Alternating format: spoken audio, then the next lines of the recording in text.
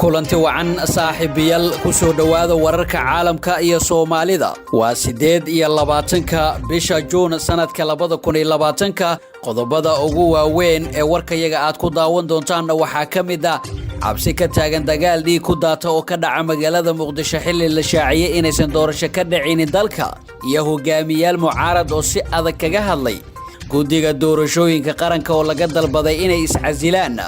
gudoomiyaha gobolka Banaadir oo shaaciyay mowqifkiisa matalaada gobolka fariin cajiib ahna u diray madaxweyne Farmaajo maxay kale yihiin labada hab doorasho ay soo bandhigtay Xaliimo Yarey iyo sidee go'aanka dawladda federaalka ee matalaada gobolka Banaadir u saameynaysa shirka dawladda federaalka iyo maamul goboleedyada intaasi daawadayaal waxay ahaayeen qodobadii warka ugu waaweynaa markana waxaad ku soo dhawaataan iyagii oo fidsan ayna ku bilownay sidee go'aanka baarlamaanka u saameynaya shirka dawladda iyo waliba maamulada dalka ka jira golaha shacabka baarlamaanka federaalka ee Soomaaliya ayaa sabtidii shalay meelmariyay xeerka gobolka Banaadir siinaya matalaada 13 xubin oo kamid ah aqalka sare ee soo aadan tiradan ayaa wadarta xubnaha sanadka ka dhigaysa 67 xubnood maadaama horey u ahayd 54 dastuuriyan golahan waxa uu matalaa maamulada dalka ka jira xeerkan waa mid kamid ah saddexda xeer oo ay kamid yihiin astaanta kuraasta baarlamaanka qoondada haweenka iyo gobolada waqooyi maamulada iyo xisbiyada oo diiday ayaa qeexay kuwa aan dastuuri ahayn xilli xeerarka gobolada waqooyi iyo qoondada haweenka hore loo mariyay ansixinta maanta ayaa imaanaysa xilli qorshe u ahaa inay dhawaan Muqdisho ku kulmaan madaxda maamulada iyo dawladda federaalka ee Soomaaliya muranka ka taagan xeerkan ayaa xudun u ah ismariwaaga iyo caqabadaha ku gadaaman codaynta 2020 oo guddiga doorashooyinka isla shalay shaaciyay inaysan ku dhici karin waqtigii hore loogu balansanaa kulanka dhanka internetka oo 22 bishan June ay yeesheen madaxda dawladda iyo maamulada ayaa la isku raacay in xeerkan la joojiyo ilaa iyo hogaamiyaasha ay si foolka fool ah uga wada hadlayaan sidoo kale madaxda ayaa isla meel dhigtay in dib loo dhigo warbixinta guddiga madaxa bannaan ee doorashooyinka qaranka madaxweyne Farmaajo oo la isku afgartay inuu mudeeyo goorta iyo goobta shirka ayaa si la mid ah loo xil saaray inuu fuliyo go'aankaasi laba maalin kadib 14 bishan June sida laga soo xigtay Villa Soomaaliya madaxweyne Farmaajo oo war-saxaafadeed soo saaray ayaa sheegay in shirka amniga qaranka uu qabsoomayo inta u dhaxaysa 5 ilaa 8 July ajandaha shir madaxeedkaasi waa arrimaha doorashooyinka soo aadan arrimaha amniga dagaalka ka dhanka kooxaha argagixisada dhameystirka dib u eegista dastuurka iyo horumarinta dhaqaalaha wadanka lama oga qaabka uu qabsoomayo shirka maadaama ay muuqanayso in dhanka dawladda federaalka ee Soomaaliya ay ka fuli waayeen qodobada sida hordhaca ahaa ugu heshiiyeen madaxda kulankooda qadka internetka haddaba maxaa dhici kara qaar ka mid ah xildhibaanada iyo wasiirada ka tirsan xukuumadda hadda jira ee ka soo jeeda Puntland, Jubbaland iyo Koonfur Galbeed ayaa banaanka ka istaagay kulankii lagu ansixiyay xeerka oo ay sharci daro ku sifeeyeen mas'uuliyiintan oo warbaahinta la hadlay ayaa ku eedeeyay xildhibaanada ka soo jeeda Hirshabelle iyo Galmudug inay sheegteen gobolka Banaadir tallaabo cadeynaysa in Villa Soomaaliya ay gadaal ka riixayso madaxweyne Farmaajo ayaa u dabaaldegay soona dhaweeyay ansixinta xeerka matalaada gobolka Banaadir isagoo u mahadceliyay xildhibaanada tani ayaa mugdi sii gelin karta shirka uu ku casuumay madaxda dawlad goboleedyada kaas oo ka yimid cadaadis ay Villa Soomaaliya kala kulantay Mareykanka oo ku aadan xalinta khilaafka siyaasadeed ee dalka ka jira Puntland oo 25 bishan June soo saartay war qoraal ah kuna celisay mar kale diidmadeeda xeerkan ayaa xusay inay qaadan doonto go'aan kasta oo dastuurkeeda u ogolaanayo haddii xal laga gaari waayo arrintan cakiran maamulka wax laga xumaada ku tilmaamay in aan la tixgelin go'aankii shirka internetka ayaa ku goodiyay inuu fulinayo go'aan kale oo ka soo baxay shirweynihii wada tashiga 15 ilaa 17 Maaj ka dhacay magaalada Garowe Jubbaland oo isla taariikhdaasi war-saxaafadeed soo saartay ayaa ku adkaysatay inay aqbali doonin xeer kasta oo aan marin habraaca xeer dejinta dalka mustaqbalka doorashooyinka 2020 ee Soomaaliya ayaa muuqanaysa inuu mugdi ku jiro isla markaana ay si kala fogaanayaan maamulada iyo dawladda oo aysan wax wada shaqeyn ka dhaxaynin sanadihii la soo dhaafay isla arrimaha maqaamka gobolka Banaadir iyo waliba aragtiyada iyo go'aanada laga qaatay ayayna ku guda jirnaa maxay kale yihiin labada hab doorasho ay soo bandhigtay Xaliimo Yarey dhinaca kalena gudoomiyaha xisbiga wadajir Cabdiraxmaan Cabdishakuur ayaa ka hadlay go'aankii Xaliimo Yari ay ka gaartay ama ay ku gaartay xarunta golaha shacabka. gudoomiyaha guddiga madaxa bannaan ee doorashooyinka qaranka Xaliimo Ismaaciil Ibraahim Xaliimo Yari ayaa golaha shacabka shalay ka horjeedisay khudbad muddo la sugayay taas oo ku aadan doorashada lagu wada inay ka dhacdo Soomaaliya. Xaliimo Yari ayaa soo bandhigtay laba nooc ay u dhici karto doorashada soo socota iyadoo sheegtay in nooca ku xusan sharciga doorashooyinka ee dhawaan uu saxiixay madaxweyne Farmaajo uu yahay mid waqti iyo qarash badan u baahan. nooca koowaad,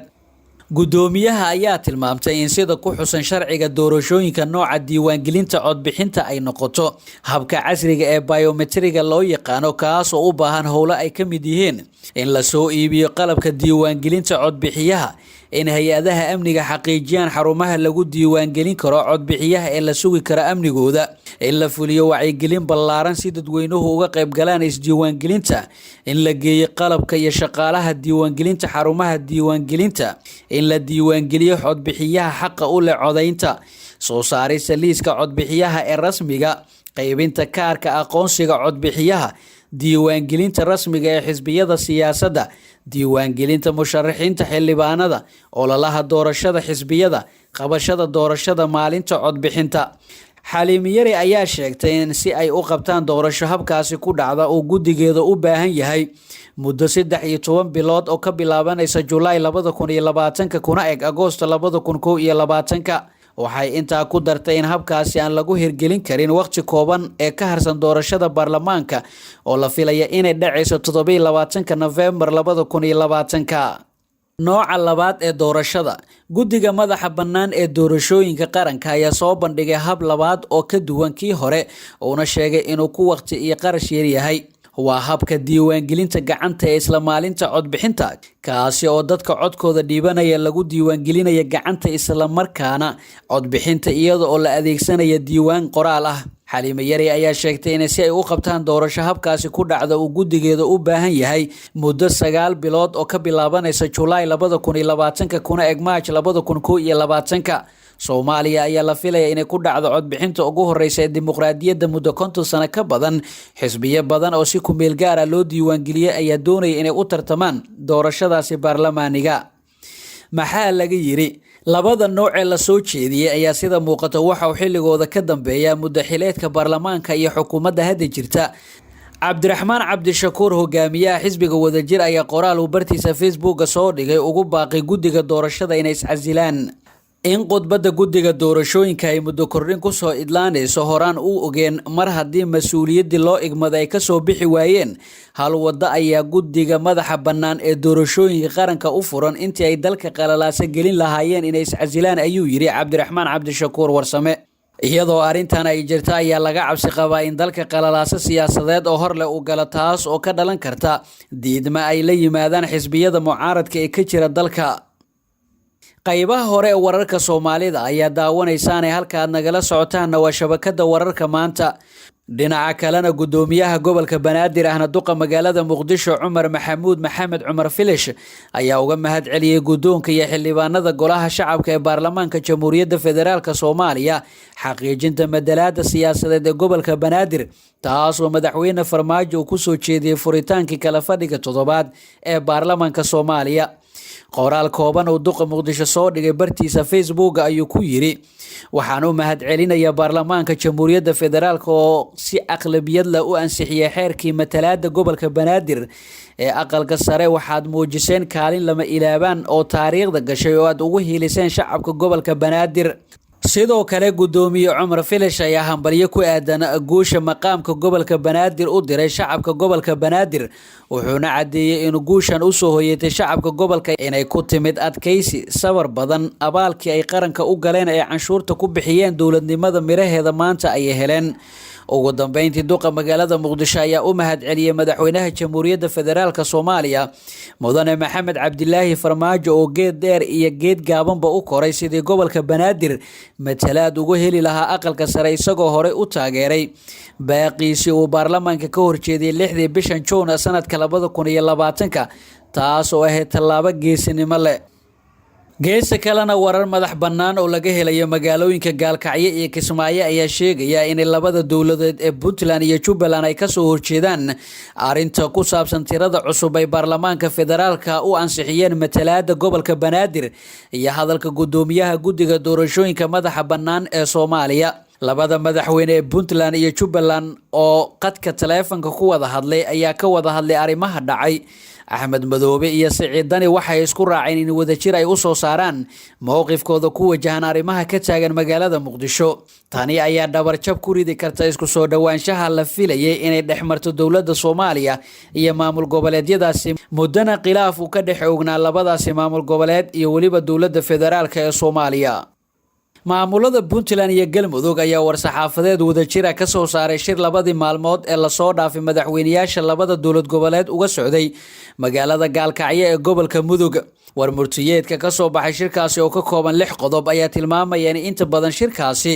diiradda lagu saaray arrimaha amniga iyo iskaashiga labada dowlad goboleed iyadoo lagu cadeeyay shirarka noocan oo kale ay joogto noqon doonaan. labada dowladood ee Puntland iyo Galmudug waxay isku afkardeen inay iska kaashadaan arrimaha kale ah amniga, xoojinta dadaalada nabadda iyo dib u heshiisiinta iyo horumarinta dhaqaalaha, sidoo kalena ka wada shaqeeya sidii deeqaha caalamiga loo gaarsiin lahaa bulshada Soomaaliyeed si isu dheelitiran ayaa lagu yiri qoraalkan oo wadajir uga soo baxay Puntland iyo Galmudug. qoraalka ayaa intaasi ku daraya labada dowladood ee Galmudug iyo Puntland waxay isla garteen ilaalinta iyo xoojinta midnimada Soomaaliyeed iyo hirgelinta nidaamka federaalka si waafaqsan dastuurka ku meel gaarka ee dalka. sidoo kale qoraalka ka soo baxay shirka madaxda Galmudug iyo Puntland waxa hambalyo loogu diray ummadda Soomaaliyeed iyo tan reer Jabuuti oo ku aadan xuska sanad guurada maalmihii ay ka xoroobeen gumeystihii reer Yurub. guud ahaan daawadayaal warkii aad kala socoteen channelkan waa naga inta. fadlan haddii aad nagu cusubtahay nagu soo biro subscribe sar sidoo kalena qaybta gambaleelka